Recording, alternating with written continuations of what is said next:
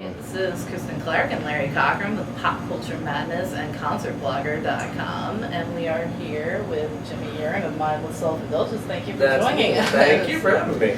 Great. So first off, how's the tour going? Great. We're just about halfway through. I think 2 more days is the official halfway point. And we're just starting to feel it. We're just starting to feel the twisted legs and broken faces and all that stuff. First couple of shows, you're like, this is easy. I remember this. And then halfway through, you're like, oh, right, limping. I forgot what that's all about.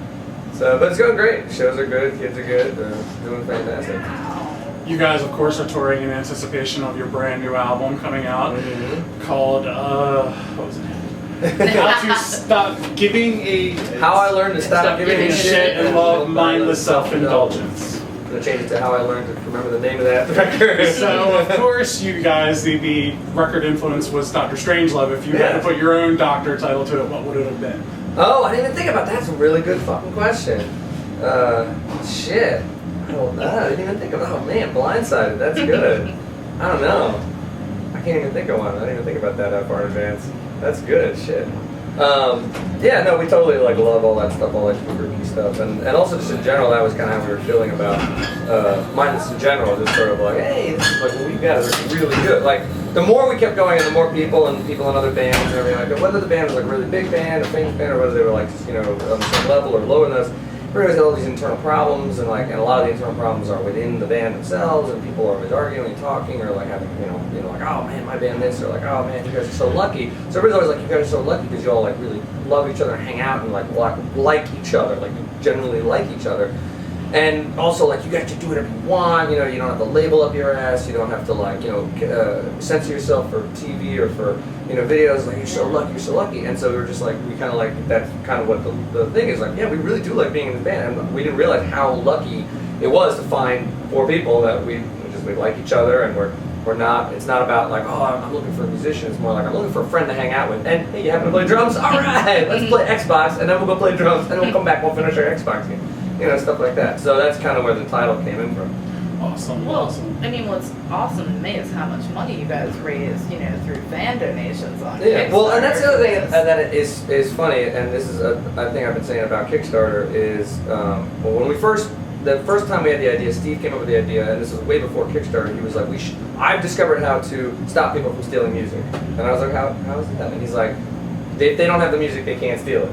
So we get the money first, and I was like, that's genius in the last situation. But then there was no platform in which to do it. And then a couple of years later, the platform came around, and we started hearing about it, and we were like, oh, let's apply that to this. And then the thing that I think is very interesting is that with Kickstarter, and most of those, like Pledge and Kickstarter and all that kind of crowdfunding stuff, I think to get a tax break, they have to say it's a donation. But it's not a donation, it's a pre-order. Like, everybody's getting something for it. Like, you're not giving me $25, and then I'm not giving you something. You know what I mean? It's like a store. It's like a web. If it said web store, no one would be like, well, what's going on? Yeah, they're still getting a product. Yeah, but it's weird. People can't wrap their mind around it. They see donation, and then they're like, well, what the hell do you need a donation for? You're in a band. You play in the Electric Factory. Fuck you, And I mean, but there's tons, and there's tons of different Kickstarters, and they're very personal. And I get it. Like, or a good example is the Veronica Mars one. It's being funded by Warner Brothers. Yeah. But they still got like $10 million, like 2 minutes or some shit like that. That's ridiculous. But if you're a fan of that, you get a kick out of it. You're like excited, like Kitty's a big fan of Veronica Mars. She got the script, she got the DVD, and she's like, I'm happy to give them $50. If it was a Firefly one, I'd be like, here's $100. Like, what can I get out of it? And that's what's interesting about Kickstarter. It isn't really a donation, but I think they kind of have to say that so that they don't get like higher tax bracket or something. Because if people just knew it was a pre-order, they wouldn't even think about it. It'd be like, oh, where do I get the record? Here's my money. But then they see you going like, $150,000. How dare you? I could make a record for $50,000. Like, go make a fucking record for $50. I'm gonna make money. So, do you guys have a certain version of the album for that? We have 3 different versions. We have all the Kickstarter stuff, which is exclusive to Kickstarter, except for like maybe 1 or 2 items, like T-shirts. You're never gonna get them anywhere else. That version of the CD that folds out is really nice. That Kickstarter version is just for the Kickstarter, and it has its own special bonus track. And then on the tour right now, outside in the other room in the merch room, is a version of the record with a different bonus track, not as nice, not a big huge fold out, but a different artwork and different bonus track. And then the interesting thing also is about Kickstarter is you would think that would, like, when we did it, we were like, let's just do what we want to do. We'll do it ourselves. We've been doing shit for ourselves all the time. We'll use the Kickstarter platform. then you would think that would ruin it for record labels. The record labels would be, they're like a synergy. They're like, here's a single, and here's a video, and then there's a thing, and there's a release date, and oh my god, and now it's charting, and they love that shit. And so I'm like, I've already given the record away, and I don't give a fuck what anybody does with it because I already got my rent paid. I've already got the money to make the records, and and the money to ship them to your house. So if you want to pirate it on Pirate Bay, go for it. I don't give a fuck. And you would think that would ruin it for a record company. Like a record company wouldn't come sitting around, but when they see even just a small amount of success, where they don't have to do the work to like build up an audience, they're like, oh, what are you doing with that record now? And we're like, well, you're not going to get any of the money from the Kickstarter. It's already out in the world. I'm like, yeah, but what are you going to do afterwards? And I was like, I don't know, maybe I'll put it on iTunes and license it. I'm like, really? You want to license it? You want to pay me more money now for this? Now it's already out? And I guess it's like anybody like remake a movie is like, oh, Transformers. Kids like Transformers, the built-in audience. So you guys are actually going through Philadelphia-based Metropolis. Yeah, exactly. And so that's where the third version of the record comes out. Metropolis has their version of the record, has their exclusive track, which is the remake of the Logical song by Supertramp, and that comes out I think May 14th. And that's where if you want, if you didn't come to the tour and you didn't get on board with the Kickstarter, and you still hear about the record, or maybe you came to the show and you're just like, oh man, that's great. You can still get the record. It'll be available on iTunes for the rest of eternity for Metropolis. So especially with the Kickstarter, the one thing that I really liked and really actually had a laugh about was the largest donation gift. Yes. The $5,000 donation to get your name in a song. Well, that was really great because I think that was Kitty's idea. She was like, let's throw it on a song. You have all these songs, we'll just write it into the song. And so like, fine, it's the Hail Mary pass. If somebody wants it, they want it. If nobody wants it. So this one kid, who we found out later, I met him. He's from Australia, and he paid for it. I was like, okay, cool. Then we added it to the thing. We put it on the You're No Fun Anymore, Mark Trezona. And now when everybody, so you guys knew about the Kickstarter, so you know how that is, but there's other press that doesn't really know. They're like, who's this Mark Trezona? Why do you hate him so much? And I'm like, I don't hate him. He paid to have his name in the song, and that's the song. And he'll be in that song forever. And the same thing with the other incentive with it was the thank yous, or we call them the fuck yous, where you could just buy your name into the opening, the middle of the record. Every version that we make of this, if they're in catalogs, if it gets reprinted 10 years from now, those names will always be in there. So, and I like that. I think it's a cool idea. So, did you guys try anything different with the creative process, writing and stuff for this album? No, it was interesting. It was really literally just I had a bunch of stuff laying around. I'd done when we took a couple of years off, and I had done a lot of side projects. I'd worked on some stuff, soundtracks and some things like the video games and all that kind of stuff. And so I had all these kind of like half-started stuff, or like, oh, that sounds a little too mindless, I'll put it over here. And so I had all these like files and things that were like, that could possibly be a mindless song. And then the first one I started with was Witness, and that set the tone for the whole fucking record, because I was like, right, look, I guess we're gonna do a mindless record, so let me start writing. I'll start with this one. And I did it, and I was like, man, it came out good. And then when the recording came out good, and the mix came out good, and it was the first one that we all learned to play live, and it was the first one that we mastered, and it was just the first one for every point of the record. And we were like, all right, that's it. That's the tone of the record. Just fuck it. Like, we're gonna go. But we have 0 people, looking at us being like, oh, we're a record label. We're giving you this money. So we already had very little rules, very little parameters in Mindless. It's a pretty free, open thing. I can write about whatever the hell I want. I was like, well, let's just go hog wild Mindless. So we'll just go full on into that. It'll be very pure Mindless. And so that's what it was. It was like something came up. Nobody was there to really say, well, you can't do that, or you can't say that. Plus, there was no need for us to really reinvent the wheel. We had already reinvented it like 10 years ago. So everything's kind of caught up. Like, kids understand glitchy, fucked up beats with dubstep. People understand having fucks and fucks as your chorus in pop songs. People understand pop. People understand dance, pop, and rap combined. So all these things that have happened over the last like 8-9 years really, and plus the audience has changed. The audience doesn't look and go like, oh, where's their keyboardist, or why are there 2 girls up there? Show us your tits, or anything. Like it's like we belong in this time. Like we should have had a little time machine to jump to here. So it made it really easy to write this record and just be like, right, let's do us, because we do us really well. Let's just do us. Oh, absolutely. I mean, personally, I look at you guys as definite pioneers for back when you started compared to what you just said. Oh yeah, like not doing. I mean, doing this crazy shit in 1998. I mean, that's like a whole nother world. It's like a fucking time warp. How'd you deal with the criticism then of it?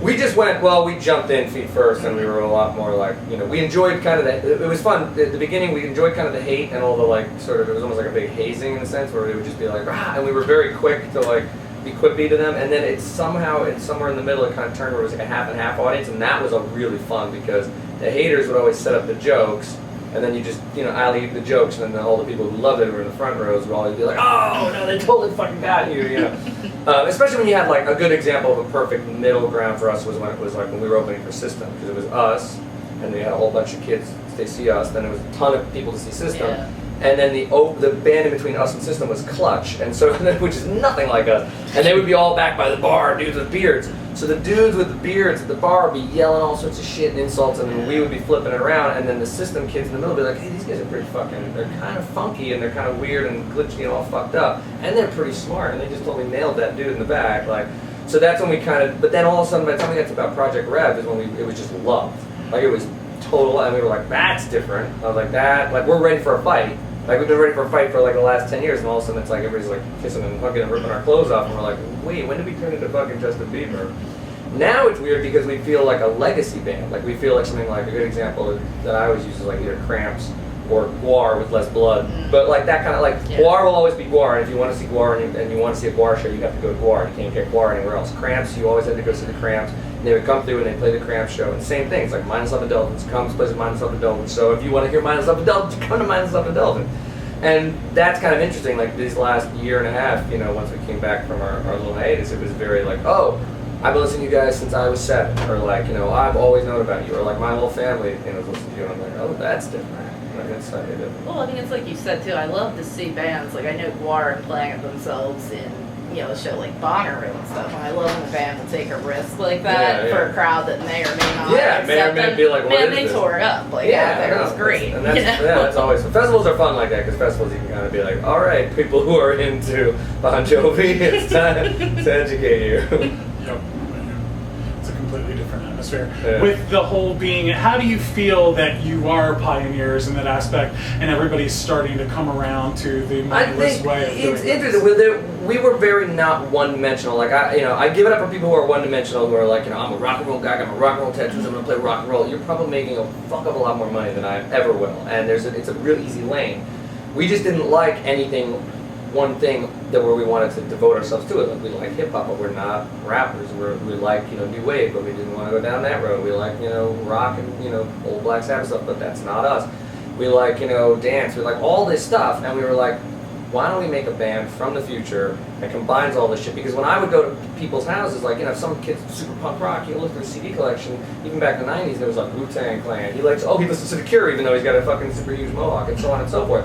And vice versa, if you went to some kid who was like, went out to raves all the time, he would have a fucking, rap CD and a rock CD and like, something like Barbra Streisand. So everybody had this eclectic things, and that's, we were thinking in that terms, like, let's just customize our lives into sort of a three-dimensional thing, and let's show that to the world. Like, you can put all this together. What would a band that's doing the opposite of what everybody's doing now do, and what would a band that was a real band from the future would do? Not just like, I'm a robot, but like, and that's kind of what we put together. And now you're starting to see a lot. It's almost like when like a science fiction film. Like, a science fiction film isn't 100% accurate, but you'll see things in Blade Runner where you're like, oh, that's now, we have cell phones. Exactly. Just like in, Star Trek, or we have, this, just like in Star Wars, or, that kind of stuff. And that's kind of what we are. We're like a science fiction film in a weird way. Like, where there are things where, like, we thought about glitched up beats. We thought about things changing. Like, it can be, new wave, then it can be rap, then it can be, rock, then it can be metal, then it can be new wave. And lots of hooks, lots of, everybody loves pop now. Like, everything's a hook. Everything, like, even if you're kind of rock, you're going to throw in a Rihanna hook in there and stuff like that. So it's interesting to see all that type of stuff, like, and people almost getting educated to things that we were already doing, and then coming back and going like, oh, what are these guys doing? Like especially when little kids are like, I love you, and it's like, I've never even heard of you guys. And I'm like, oh, that's right, because you're 12. Like, holy shit. With this record, like you talked about Witness already. Mm-hmm. According to the not always true Wikipedia, mm-hmm. You actually, according to that, you wrote the song with your wife Chantel. Yes. Is that the first time you've done an MSI record with her? Or No. Because we live together, we're both musicians and we're both songwriters, we end up collaborating on each other's stuff in a very roundabout way, almost like as if you were like normally at your house, with your wife, and somebody's like, hey, I'm gonna pick up eggs on the way home. And it's like, okay, cool. And then I'll make an omelet with those eggs. And like, all right, cool. Hey, let's invite our friends over. So it's that kind of thing. It's like, she'll be working on her stuff, and she'll be like, what do you think about this? And I'm like, oh, it's great, but I think the bridge could be longer. There's always, some sort of opinion, and we like each other's opinions. And so we've done it before in the past. There's been ghost writes here and there on If, and even the duet, like the Get It Up on If was the first time that we kind of actually both went back and forth. And then, but this one was like where she was like, we had written this chorus, and it was such a great chorus, and we had it lying around, and I was like, this sounds like a fucking Mindless song. I was like, I'm gonna totally make this a Mindless song. And so then I took it and I wrote a couple other parts to it, and it turned into Witness. I was like, man, that is it's just a good hook. Like it's not a bad hook. So so we pop up all the time. We like to write for them, and we'll write for other people too sometimes, like pop stars. Crazy shit. Anything comes across the table's got a little dollar sign on it. I'm like, oh well, okay, I'll write something. So you mentioned having like a stockpile of music from even years back. How far back did you pull some stuff from? What was the one I pulled? Pretty far back. I pulled a thing that never made it to tight. I pulled. I think it was I Want to Be Black. The music was from pre-tight, and so I pulled that and then wrote the song around that. But all the samples and stuff, like the bass samples, were like from that, and so I was like, well, these sound like shit. So I just need to make them sound a little more more modern. But I was like, I liked the groove and that kind of stuff. So that's about the oldest one. So, in your opinion, what would you say is the most misunderstood thing about mindless self-indulgence? There's a couple, but I think one of the most misunderstood stuff is that we are like, all right, that we don't have. Like that, there's not just we love lowbrow humor, but we also like a lot of highbrow shit. And I think people just think that it's all lowbrow. So a lot of times when you see these little mindless ripoffs bands, they're just like, oh, if I just walk around and say, dude, you fuck cock, beep, beep, and then put like beep, boop, beep, boop, and they're like, yeah, I'll be a success. And it's like, and that's why I wrote the song Ass Backwards, because we go all the way around ass. It's almost like we go to college so that we can make a fart joke.